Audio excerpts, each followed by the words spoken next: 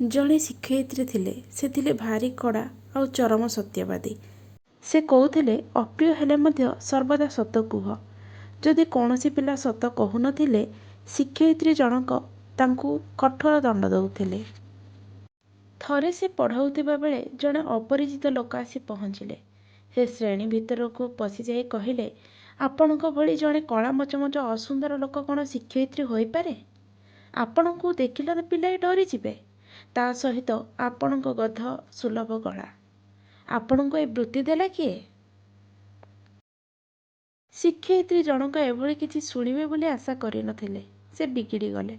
से कहिले, आपण किए? मो सहित एभली आचरण करबाकू किए आपणको अधिकार देला? किंतु तांको हतचकित करी जड़े पिला एबे छिड़ा होई कहिदेला, आज्ञा आपण विरक्त हेउछंती काहेकि? से तो जहा कहिले सबु सत। पिलाटीर कथा शुणी तांको लागिला यह जेमिति तांको एक शिक्षा देवा पई रचित नाटक। कारण सेही अपरिचित लोक और छात्र जनक कहिथिबा कथा भितरे तालमेल थिला एवं थिबा इंगितटिए भी थिला। से सेही इंगितटाको बुझी पारिले। टिके समय नीरव रही से कहिले, आपण जहा कहउचंती सबु सत एवं आपण मते एक शिक्षा मते देदेले।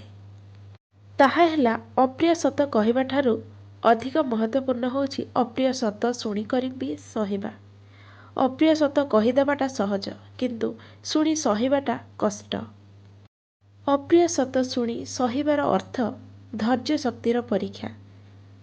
तेणु से एबे छात्र मानंकु जेउ उपदेश देले ताहा हेला, अप्रिय हेले भी सत कुह।